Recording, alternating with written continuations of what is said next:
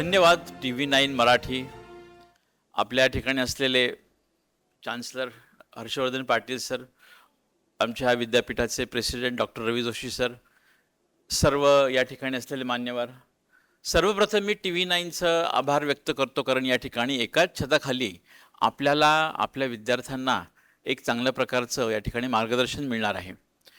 आणि ह्या उपक्रमाअंतर्गत मी प्राध्यापक doctor Rajkumar Deshpande, dean faculty of science and technology, मला जेव्हा बोलायला सांगितलं की ड्रीम जॉबबद्दल बोला, आता पहिली प्रश्न असा निर्माण होतो की ड्रीम जॉब म्हणजे काय, तो ड्रीम जॉब कसा असतो, तो कोणी कधी बघितला आहे का, असं जर मी आपल्याला प्रश्न विचारला तर असं लक्षात येईल की ड्रीम जॉब हा जो असतो तो अशी एक संकल्पना असते, परंतु आपण जो जॉब करतो तो ड्रीम जॉबमध्ये आपल्याला कसा बदलता येईल हेच आपल्याला त्यामध्ये करायचं असतं. आणि त्याच्यासाठीच ड्रीम करिअर पण त्यामध्ये आहे. आणि जेव्हा आपण आपल्या विद्यार्थ्यांसाठी करिअरचा विचार करतो, सर्वप्रथम मला जे विद्यार्थ्यांनी 10वी आणि 12वीमध्ये जे उत्तुंग असं यश मिळवलेलं आहे त्या सगळ्या विद्यार्थ्यांचं आणि त्याचबरोबर त्यांच्या पालकांचं आणि शिक्षकांचं पण या ठिकाणी खूप कौतुक करायचं वाटतं. आणि आता 10वी नंतर 12वी नंतर त्यांच्या जीवनामधल्या खऱ्या समरंगणाची या ठिकाणी सुरुवात होते, खरं ड्रीम जॉब मिळवण्यासाठी सुरुवात होते. या ठिकाणी आपण सरांनी पण सांगितलं अनेक पर्याय उपलब्ध आहेत, AI पण आहे, AIचा उपयोग पण कसा करावा हे पण आपल्याला इथे ठरवायचं आहे. आणि या सर्व गोष्टींचा आपण विचार करत असताना मला असं वाटतं की एक तंत्रज्ञान, एक गोष्ट जी भारतामध्ये, जपानमध्ये खूप मोठ्या प्रमाणामध्ये विकसित झालेली आहे. आपण या ठिकाणी एक स्लाइड बघता, या ठिकाणी आपण हा शब्द कधी ऐकला आहे का, इकिगाई. इकिगाई हा शब्द जपानी आहे. प्रत्येक विद्यार्थ्याला वाटतं की आपल्याला एवढं पॅकेज मिळावं, अशा प्रकारची नोकरी मिळावी, व्हाईट कॉलरचा जॉब मिळावा, परंतु त्या प्रथम आपण सगळ्यात महत्त्वाचं जे आहे म्हणजे आपण स्वतःला ओळखलं आहे का, माझी स्वतःची आवड काय आहे, माझी स्वतःची निवड काय आहे, मला स्वतःला काय येतं, मी काय करू शकतो, मी काय करू शकत नाही, माझे वीक पॉईंट्स कुठले आहेत, माझे स्ट्रॉंग पॉईंट्स कुठले आहेत, हे प्रथम आपण माहिती करून घेणं खूप खूप आवश्यक आहे. जेव्हा हे आपण सगळं माहीत करून घेऊ तेव्हा आपल्याला आपला ड्रीम जॉब किंवा ड्रीम करिअर या ठिकाणी मिळू शकतं. इकिगाई हा जो जपानी शब्द आहे खूप पूर्वीपासून चालत आलेला आहे, खूप संशोधन पण त्याच्यावर झालेलं आहे. इकिगाईचा अर्थ आहे इकी आणि गाई. इकी म्हणजे स्वतः आणि गाई म्हणजे सत्व. स्वतःमधलं सत्व काय आहे हे आपण ओळखलंय का. तर या ठिकाणी तुम्ही स्क्रीनवर बघता द इकिगाई मॉडेल असं एक दाखवलेलं आहे, ज्याच्यामध्ये 4 सर्कल्स आहेत. एक पिंक कलरचं आहे, एक येलो कलरचं आहे, एक ब्लू कलरचं आहे आणि एक हिरव्या रंगाचं इथे सर्कल तुम्हाला दिसतं. जो पहिलं जे सर्कल आहे त्याला वरती लिहिलेलं आहे की व्हॉट यू लव्ह, म्हणजे तुम्हाला कशामध्ये आवड आहे हे खूप महत्वाचं आहे. आता आवडीनिवडी, कुणाला चित्रकलेची आवड असते, कुणाला स्पोर्ट्सची आवड असते, कुणाला गेम खेळायची आवड असते, कुणाला नाटकांची आवड असते, कुणाला अँड्रॉइड ॲपवर आपले ॲप्लिकेशन्स करायची आवड असते. तर ही जी आवड आहे म्हणजे याच्यामध्ये क्रिएटिव्हिटी येईल, कोडिंग येईल. आता या ठिकाणी दुसरं तुम्ही या ठिकाणी बघता जे हिरवं सर्कल आहे त्यात म्हणलेलं की what are you good at, म्हणजे तुम्ही कशामध्ये तुमचं स्किल आहे, तुमचं संभाषण चातुर्य आहे, तुम्हाला लोकांना मदत करायला आवडतं, तुम्हाला एखादा गेम तयार करायचा असेल तर ती सर्जनशीलता तुमच्याकडे आहे, ती क्रिएटिव्हिटी तुमच्याकडे आहे. म्हणजे पहिलं जे आपण बघितलं मला काय आवडतं, दुसरं मला काय करता येतं, माझा स्किल सेट काय आहे. आणि जेव्हा तुम्ही इथे बघताल की पहिलं सर्कल व्हॉट यू लव्ह आणि दुसरं सर्कल जे आहे what you are good at, ह्याचं जे इंटरसेक्शन आहे, याच्यामधला जो चांगला भाग आहे तिथे लिहिलेलं आहे पॅशन. पॅशन हे खूप महत्त्वाचं आहे. आता पॅशन म्हणजे काय, सचिन तेंडुलकरचं पॅशन आहे क्रिकेट खेळणं, लता मंगेशकरचं पॅशन होतं की चांगल्या प्रकारचं गाणं म्हणणं, PT उषाचं पॅशन आहे की चांगल्या प्रकारे रनिंगमध्ये भाग घेणं. तर हे जे पॅशन आहे, आपण जर उलटं केलं तर, आपण जर सांगितलं की सचिन तेंडुलकरला त्याच्या आईवडिलांनी सांगितलं असतं की तू क्रिकेट खेळायचं नाही, उद्यापासून तू गाणं म्हणायचंस किंवा शाळेमध्ये जायचं. आपल्याला कल्पना असेल की सचिन तेंडुलकर शिक्षण कमी आहे, परंतु त्याचं स्किल किंवा पॅशन हे क्रिकेटमध्ये जास्त आहे. तसंच जर आपण लता मंगेशकरला त्याच्या आईवडिलांनी सांगितलं असतं की तू सचिन तेंडुलकरप्रमाणे क्रिकेट खेळायचं, तर ते चालेल का? तर ते कधीच चालणार नाही. याचा अर्थ त्यांचं करिअर ते चुकीच्या ठिकाणी सिलेक्ट करतात. म्हणून प्रत्येक विद्यार्थ्याने हा विचार केला पाहिजे की मी कशामध्ये चांगला आहे आणि माझं पॅशन काय आहे. पॅशन म्हणजे असं आवड नाही, आवड म्हणजे त्याच्याशिवाय आपण जगूच शकत नाही. की जसं सचिन तेंडुलकर क्रिकेटशिवाय जगू शकत नाही, MS धोनी क्रिकेटशिवाय जगू शकत नाही, ध्यानचंद जे आपले हॉकीचे जे होते ते हॉकीशिवाय जगू शकत नाही, APJ अब्दुल कलाम हे संशोधनाशिवाय जगू शकत नाही. तर हे पॅशन ओळखणं हे सगळ्यात महत्त्वाचं आहे. त्या बाजूला तुम्हाला इकडे येलो कलरचं एक सर्कल दिसतं, त्याच्यावरती लिहिलेलं आहे की what does the world need, म्हणजे जगाला काय आवश्यकता आहे, आज जगामध्ये काय चाललं आहे, कुठल्या गोष्टीची आवश्यकता आहे. मग त्याच्यामध्ये जसं सरांनी सांगितलं AI एक्सपर्टची आवश्यकता आहे, त्याचबरोबर डॉक्टरांची आवश्यकता आहे, टीचर्सची आवश्यकता आहे, स्पोर्ट्समनची आवश्यकता आहे, सायबर सिक्युरिटी लोकांची आवश्यकता आहे, कंटेंट क्रिएटरची आवश्यकता आहे, सोशल मीडिया इन्फ्लुएन्सची आवश्यकता आहे. म्हणजे आपल्याला जगामध्ये काय ट्रेंड आहे हा आपल्याला माहिती पाहिजे, तो आपल्याला तिसऱ्या सर्कलमधून समजतो. या ठिकाणी जो चौथा सर्कल जो आहे, what you can be paid for, म्हणजे करिअरमधून तुम्हाला अपेक्षा काय आहेत, तुम्हाला करिअर कशासाठी करायचं आहे. आता बघा विद्यार्थी मित्रांनो, बराच वेळ असं होतं की हे जे आपले विद्यार्थी आहेत किंवा मुलं आहेत हे खूप यंग एजमधले आहेत, 18, 19, 20 त्यांचं वय असतं. तर त्या एजमधल्या मुलांवरती त्यांच्या मित्रांचा आणि मैत्रिणींचा जास्त प्रभाव असतो. आपण शिक्षक म्हणा किंवा पालक, आपण किती त्यांना गोष्टी सांगितल्या तरी पण ते मित्रांचंच ऐकतात, कारण ते सेम वयामधले असतात.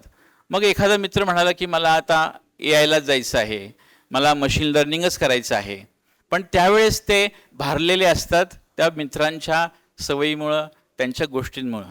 पण ते विचार करत नाहीत की आपल्याला हे जमेल का किंवा आपल्याला जमू शकेल का. म्हणून इथे चौथं सर्कल म्हणजे आहे की मी करिअर जे निवडणार त्याच्याकडून मला अपेक्षा काय आहेत.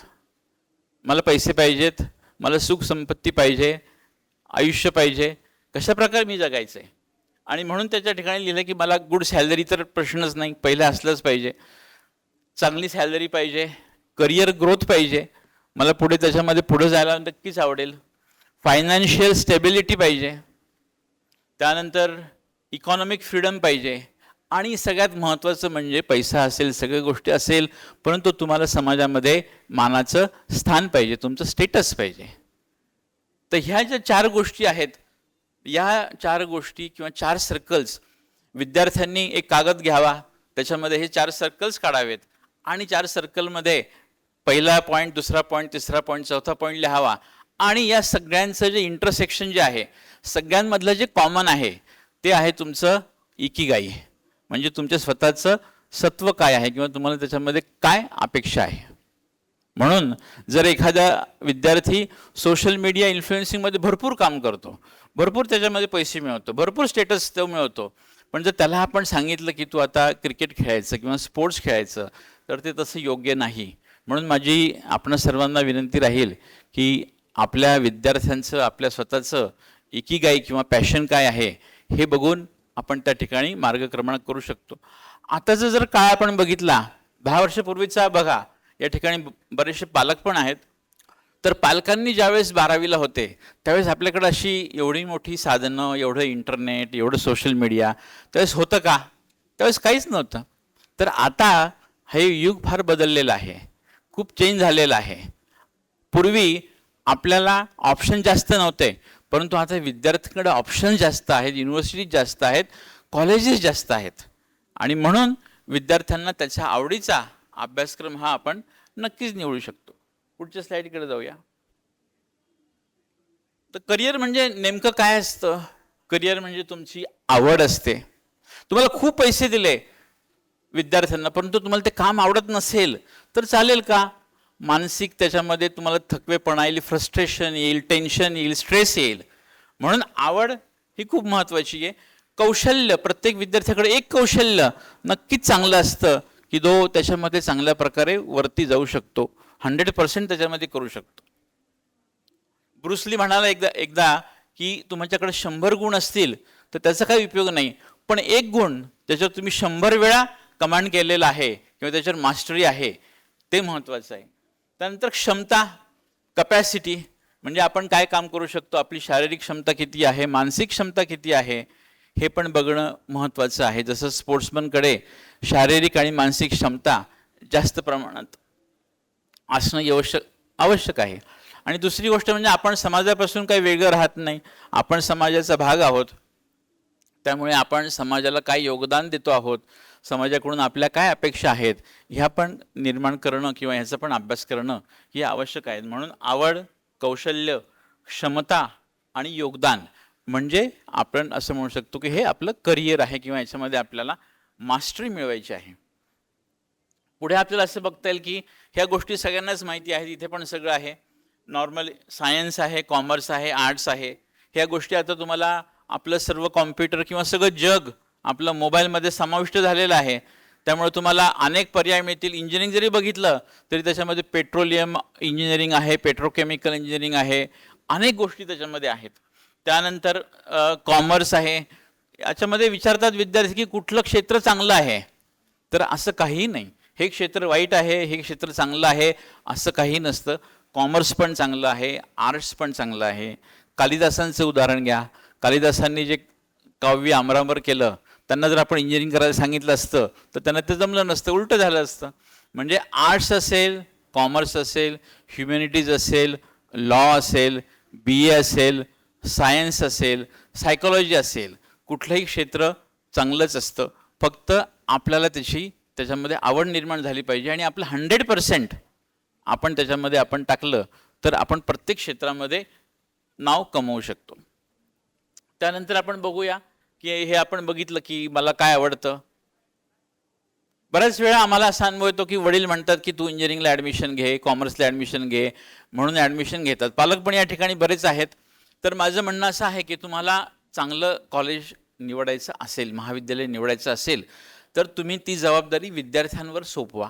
विद्यार्थ्याला काय करा की तू या क्षेत्रातल्या सगळ्या मान्यवर लोकांशी भेट दे, 10 कॉलेजेसला, युनिव्हर्सिटीमध्ये जाऊन ये, स्वतः भेट, स्वतः त्याचं नोटिंग कर आणि तुझं काय मत आहे ते तू मला सांग. आणि त्यानंतर मुलाच्या निर्णयाला आपण सर्व पालकांनी पाठिंबा दिला पाहिजे.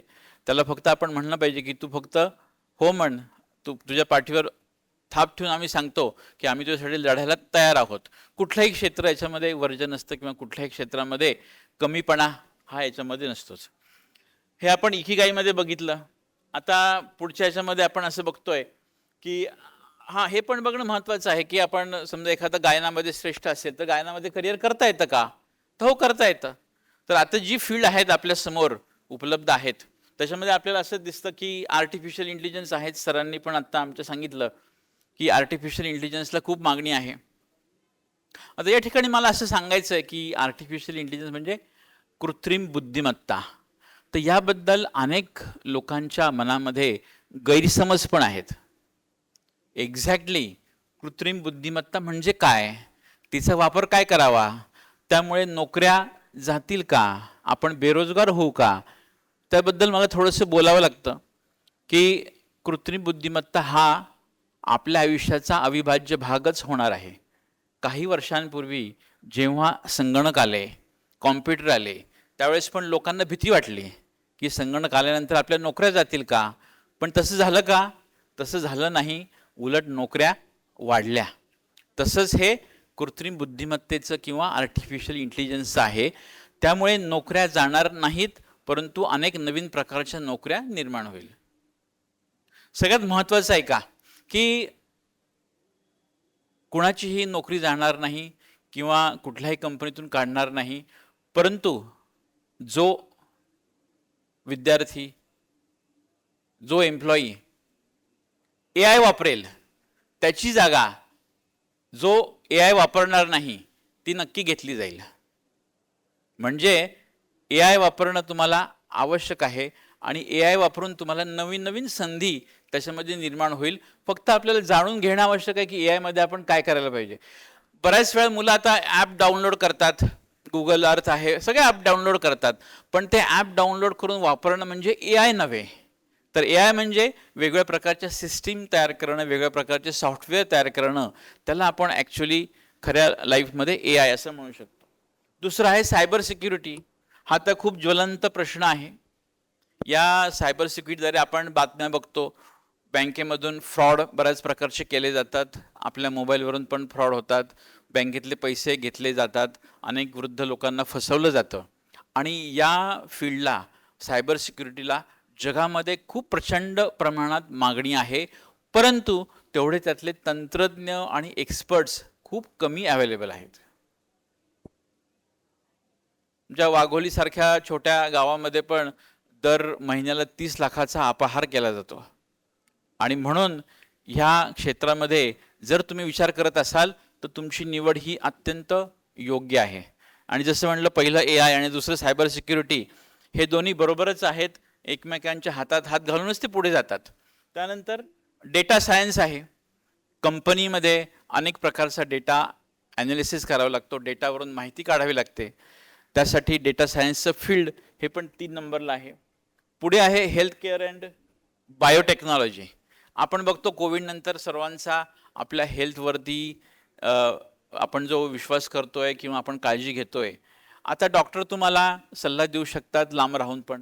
तुम्ही बघितलं असेल जहांगीरमध्ये किंवा वेगवेगळ्या मोठ्या दवाखान्यांमध्ये रोबोटिक सर्जरी होतात. म्हणजे जे सर्जन्स असतात ते अमेरिकेमध्ये किंवा दुसऱ्या देशांमध्ये असतात आणि इथं जो रोबोट असतो, तो रोबोट इथून सर्जरी करतो त्यांच्या सांगण्यानुसार. तर या हेल्थ केअरमध्ये डॉक्टरांना मागणी आहे. त्याचबरोबर पॅरामेडिकल फोर्सेस आहेत, त्यांना पण मागणी आहे. आणि हे सर्व जे आहे हे तंत्रज्ञानाच्या आधारावर चालतं. म्हणजे संगणक आहेत, इलेक्ट्रॉनिक्स इंजिनियर आहेत, कॉम्प्युटर इंजिनियर आहेत, ह्या सर्वांना या ठिकाणी मागणी आहे. काही फील्ड या ठिकाणी आपण लिहिलेले नाहीत. म्हणजे उदाहरणार्थ इन्फ्रास्ट्रक्चर. आता आपण TV9च्या एका फ्लिपमध्ये बघितलं की इन्फ्रास्ट्रक्चर डेव्हलपमेंट पण खूप महत्त्वाचं आहे. मिसिंग लिंकचं उद्घाटन परवा दिवशी केलेलं आहे. तर ह्या गोष्टींमध्ये इन्फ्रास्ट्रक्चर डेव्हलपमेंटमध्ये पण खूप खूप वाव आहे. आणि त्यामध्ये फक्त सिव्हिल इंजिनियर्स लागतात असं नाही, परंतु त्यामध्ये पण संगणक, AI याचा पण त्यामध्ये अंतर्भाव केला जातो. त्याचबरोबर पेट्रोलियम आहे, पेट्रोकेमिकल आहे, मेकॅनिकल इंजिनिअरिंग आहे, रोबोटिक्स आणि आर्टिफिशियल इंजिनिअरिंग आहे, मेकॅट्रॉनिक्स आहे. अशी अनेक फील्ड आपल्या समोर आपल्याला इथे दिसतात. याच्यामध्ये आता आपण बघूया की ॲनिमेशन आणि VFX हे पण एक नवीन फील्ड आहे. की खूप आता तुम्ही बघत असाल की अनेक प्रकारचे जे पिक्चर मूव्हीज आपण बघतो, हे आर्टिस्ट किंवा आर्ट हे कुठल्याही स्टुडिओमध्ये न जाता ते करू शकतात. आणि हे जे ॲनिमेशन आणि VFX फील्ड आहे याच्यामध्ये विद्यार्थ्यांना जास्त आवड आहे. हे पण आम्ही एकदा ठिकाणी ऑब्झर्व केलेलं आहे. तर JSPM विद्यापीठामध्ये BSc ॲनिमेशन आणि VFX आहे. त्याचबरोबर यावर्षी आम्ही MScमध्ये पण ॲनिमेशन आणि VFX चालू करत आहोत. तो पण एक चांगला अभ्यासक्रम आहे. Agriculture technology. भारत हा पण असं म्हणतो कृषीप्रधान देश आहे, परंतु आता खरोखर किती प्रमाणामध्ये कृषी राहिलेली आहे हा प्रश्न आहे. परंतु हे सिद्ध केलेलं आहे की जर आपण टेक्नॉलॉजीचा वापर, कीटकनाशक फवारणीसाठी ड्रोनचा वापर जर आपण केला आणि आपल्या शेतीचं नियोजन, ट्रेडिंगचं नियोजन हे सर्व जर AIच्या द्वारे केलं, कॉम्प्युटरच्या द्वारे केलं, तर तुमचं जे उत्पन्न आहे ते 50% सहज वाढू शकतं. बारामतीमध्ये याचा प्रयोग करण्यात आलेला आहे. सगळ्या ठिकाणी पण तो प्रयोग होतो आहे. त्यामुळं ॲग्रिकल्चर हे पण एक असं फील्ड आहे की ज्याच्यामध्ये आपण टेक्नॉलॉजी वापरून आपलं करिअर त्या ठिकाणी करू शकतो. आणि सगळ्यात महत्त्वाचं म्हणजे त्या ठिकाणी विद्यार्थी संख्या खूप कमी आहे. कारण हे तसं दुर्लक्षित क्षेत्र आहे, परंतु त्याला खूपच प्रकारचं नॉलेज किंवा टॅलेंट जे लागतं ते पण इथे उपलब्ध आहे. या ठिकाणी आपण बघितलं स्किल बेस्ड करिअर आहे की ज्याच्यामध्ये तुम्ही HR जाऊ शकता. आपण आता फक्त सायन्स अँड टेक्नॉलॉजीचा विचार करत नाही, परंतु कॉमर्स आहे, मॅनेजमेंट आहे. मॅनेजमेंट म्हणजे जिथे तुम्हाला अनेक लोकांना सवयी लावण्याचं, त्यांच्याकडून काम करून घेण्याचं हे जे स्किल आहे, जे जनरल मॅनेजर्स आहेत, जे गुगलचे CEO आहेत सुंदर पिचाई, की जे मूळचे भारतीयच आहेत, तर हे सुंदर पिचाई जे काम करतात ते म्हणजे कौशल्यानं त्यांच्या कंपनीतल्या लोकांकडून चांगल्या प्रकारचं काम करून घेणं, टेक्नॉलॉजीचा वापर करून घेणं, हे पण एक खूप आवश्यक आहे.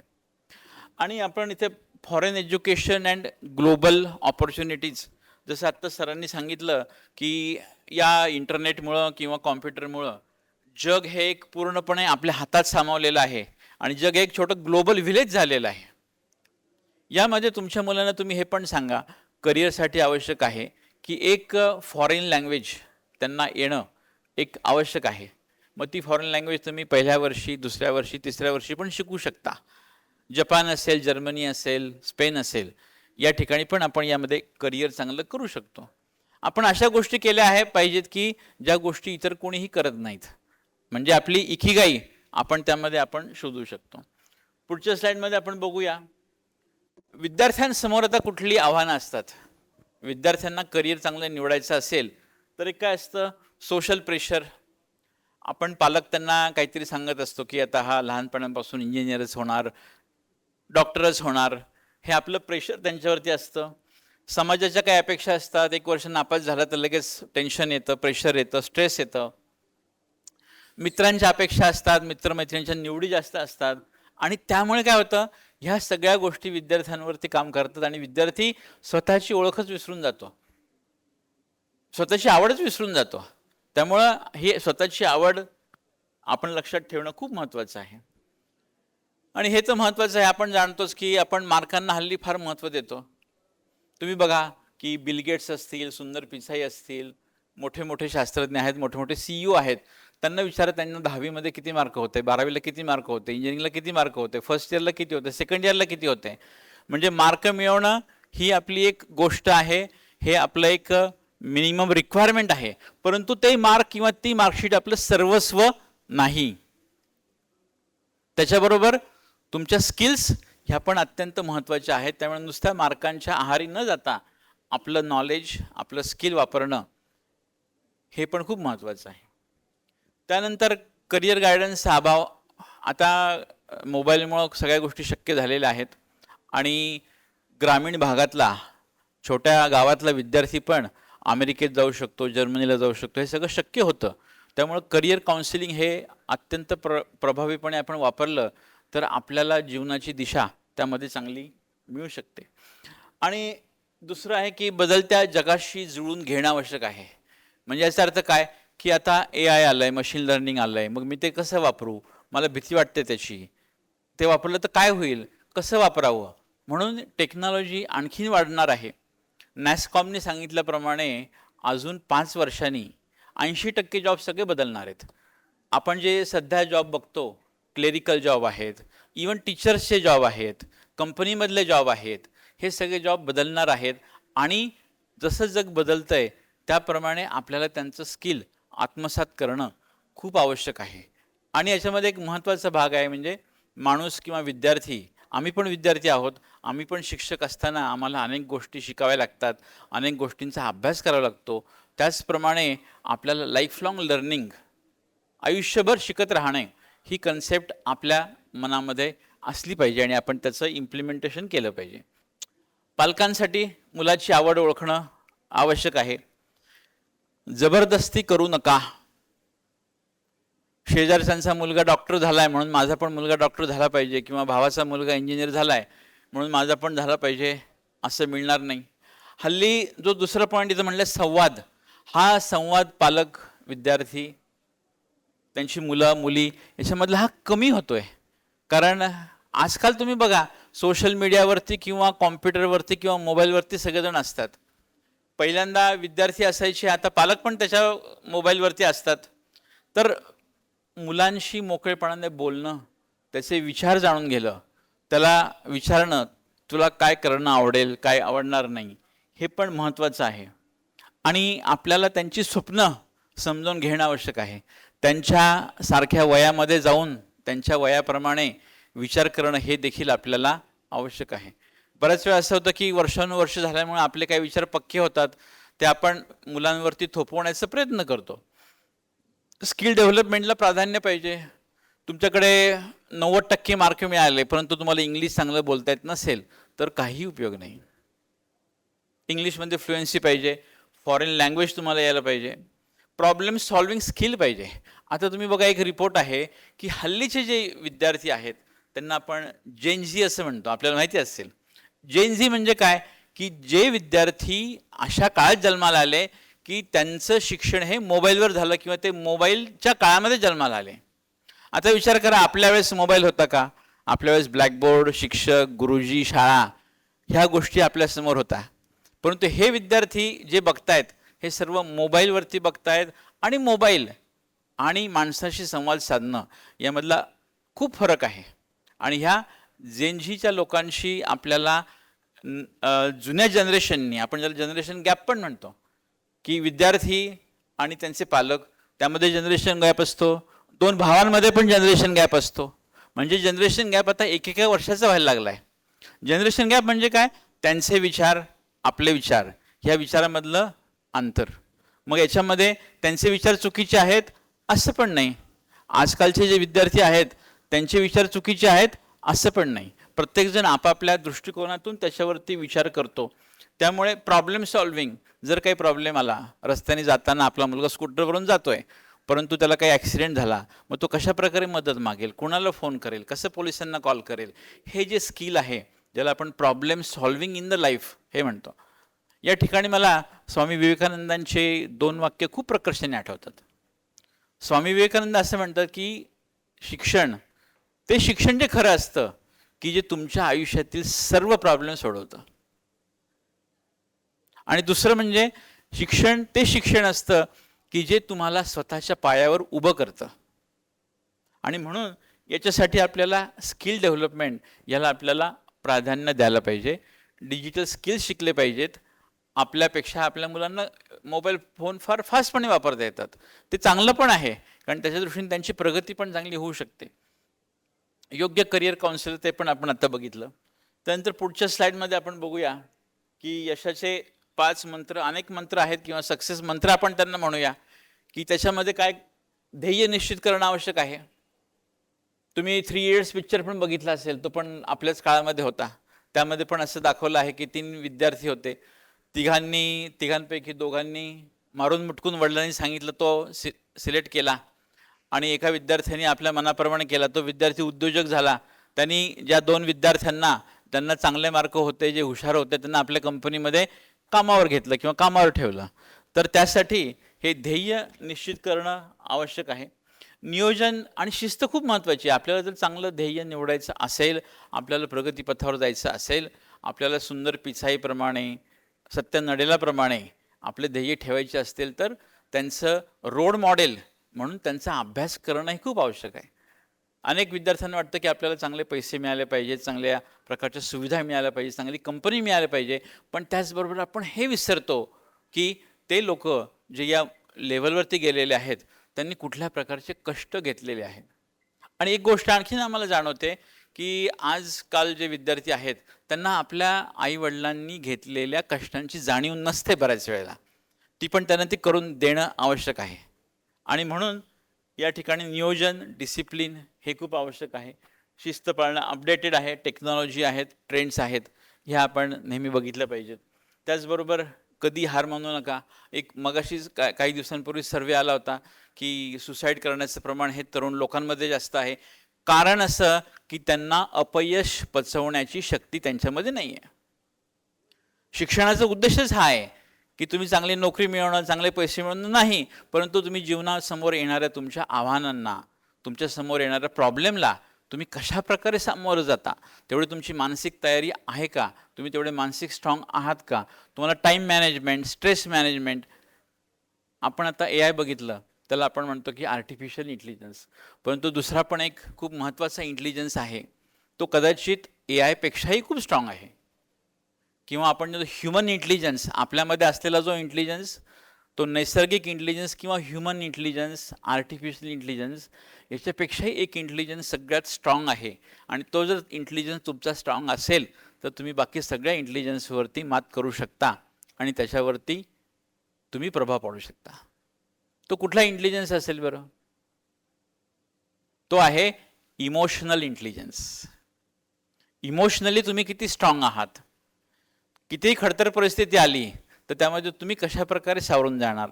जर तुम्ही हे केलं तर इतर प्रकारच्या इंटेलिजन्सवरती तुम्ही सहजच मात करू शकाल. आणि हे लक्षात ठेवलं पाहिजे. अनेक उदाहरणं आहेत. माझं म्हणणं की आपल्या इथं जमलेल्या पालकांनी विद्यार्थ्यांना एक सांगावं की तू कुठले करिअर निवड, परंतु एक रोल मॉडेल तुझ्यासमोर ठेव. APJ अब्दुल कलाम असतील, सत्य नडेला असतील, सुंदर पिचाई असतील, अनेक उदाहरणं आहेत. स्टीव्ह जॉब्स आहेत, थॉमस एडिसन आहे. तर ह्या लोकांनी जे आता वर्ल्डमधले लीडर्स आहेत, मोठ्या मोठ्या स्तरावर गेलेले आहेत, त्यांनी अपयश पाहिलं नाही का? अनेक वेळा अपयश पाहिलं, पण त्यांनी कधी हार मानली नाही, कधी ते मागं हटले नाहीत. तर ही जी शिकवण आहे, ही शिकवण आपल्या विद्यार्थ्यांना करिअर घडवत असताना देणं हे खूप महत्त्वाचं आहे. आणि मोठं स्वप्न तर बघितलीच पाहिजेत. सचिन तेंडुलकर नेहमी म्हणायचं की आपण जर लहान स्वप्न बघत असू, छोटी स्वप्न बघत असू, तर we are making a crime with our life. स्वप्न मोठी बघा, ती कशी प्रत्यक्षात आणवता येतील त्याचा आपण विचार करू. शिकण्याला वेळ दिला पाहिजे, स्वतःला घडवलं पाहिजे, कौशल्य आपलं आपण वाढवलं पाहिजे. पुढच्या स्लाईडमध्ये आपण बघूया. हे पहा, इथे एक प्रेरणादायी ओळ दिलेली आहे. स्वप्न ते नसतात जे झोपेत पडतात, परंतु स्वप्न ती असतात जी तुम्हाला झोपू देत नाहीत. आणि यासाठी सदैव जागरूक राहणं आणि पालकांनी आपल्या विद्यार्थ्यांना त्यासाठी प्रयत्न करणं खूप आवश्यक आहे. पुढच्या ह्याच्यात आपण बघूया. हे आपण बऱ्याच वेळा बघितलं की स्वतःला ओळखलं पाहिजे, तरच आपण पुढे जाऊ शकतो. आवडीनुसार निवड करा, कौशल्य विकसित करा, उज्ज्वल भविष्य घडवा, की हाच आपल्या या कार्यक्रमाचा याचा शेवट आहे. आणि म्हणून तुम्हाला अनेक गोष्टी याच्यातून आम्ही पण विद्यार्थ्यांकडून बऱ्याच गोष्टी शिकत असतो, पालकांकडून पण आम्ही बऱ्याच गोष्टी शिकत असतो. त्यामुळे करिअर निवडत असताना कुठलंही करिअर वाईट नसतं. शेवटचा मला संदेश हाच द्यायचा आहे की करिअर कुठलंही वाईट नसतं, पण आपण स्वतः झोकून देऊन त्यात केलं तर आपलं करिअर हे चांगलं बनतं. आपला करिअर हे ड्रीम करिअर बनतं. ड्रीम जॉब आपल्याला मिळतो. ड्रीम जॉब किंवा अशी कुठलीही संकल्पना जगामध्ये नसते. कुणालाही ड्रीम जॉब प्राप्त झालेला नाही, कारण माणसाची ती सवयच आहे की आपल्याकडे जे आहे त्याच्यापेक्षा आपल्याला आणखीन चांगलं, आणखीन उत्कृष्ट मिळावं म्हणून. आणि त्यामुळे या ठिकाणी आपणा सर्वांना मी आपल्या पाल्याच्या विकासाबद्दल, त्याच्या करिअरबद्दल विद्यार्थ्यांना पण मी खूप शुभेच्छा देतो आणि पालकांना पण या ठिकाणी खूप शुभेच्छा देतो. आणि या ठिकाणी TV9नी मला या ठिकाणी संधी दिल्याबद्दल आणि हा एक खूप छान असा प्रोग्राम आयोजित केल्याबद्दल त्यांचे पण आभार मानतो. सुरुवातीला आमचा JSP युनिव्हर्सिटीचा स्टॉल लावलेला आहे. त्यामध्ये आमचे काउन्सिलर्स आहेत. तुम्हाला ते वेगवेगळ्या प्रकारच्या प्रोग्रॅमची माहिती त्या ठिकाणी देतील. विद्यापीठामध्ये अनेक कोर्सेस आहेत. उदाहरण जर सांगायचं तर आमच्याकडे जो BTechचा विद्यार्थी आर्टिफिशियल इंटेलिजन्स आणि मशीन लर्निंग याला ज्यांनी ॲडमिशन घेतलेलं आहे त्याला आमच्याकडे योगा आणि मेडिटेशन कंपल्सरी आहे. त्याचबरोबर ज्या विद्यार्थ्यांनी कॉम्प्युटर सायन्समध्ये BTech करतोय किंवा BSc करतोय त्या विद्यार्थ्याला अकाउंटिंग किंवा फायनान्शियल लिटरसी हा विषय कंपल्सरी आहे. म्हणजे आपल्याला जे आपण म्हणतो नॅशनल एज्युकेशन पॉलिसी किंवा राष्ट्रीय शैक्षणिक धोरण 2020 की ज्याच्यामध्ये विद्यार्थ्यांनी फक्त एकाच गोष्टीमध्ये कौशल्य न मिळवता अनेक गोष्टींमध्ये कौशल्य मिळवलं पाहिजे, ही जी धारणा आहे ती JSP विद्यापीठामध्ये आम्ही केलेली आहे आणि त्या ठिकाणी आम्ही ते वापरतो आणि त्याचे रिझल्ट्स पण आम्हाला चांगले दिसतात. आणि म्हणून आपल्या विद्यार्थ्यांना, आपल्या पाल्यांना आपण जीवनात येणाऱ्या कुठल्याही संकटांना कशा प्रकारे सामोरं जाऊ शकतो हे जर आपण शिकवलं तर ते स्वतः शिकतील, स्वतः मार्ग निवडतील. आणि म्हणून त्यांना आपण लढू दिलं पाहिजे. आपण फक्त त्यांच्या खांद्यावर थाप टाकली पाहिजे आणि त्यांनी म्हणलं पाहिजे की तुम्ही फक्त लढ म्हणा, मी तुमच्या मागेच आहे. धन्यवाद. सर्वांना खूप खूप शुभेच्छा. थँक्यू.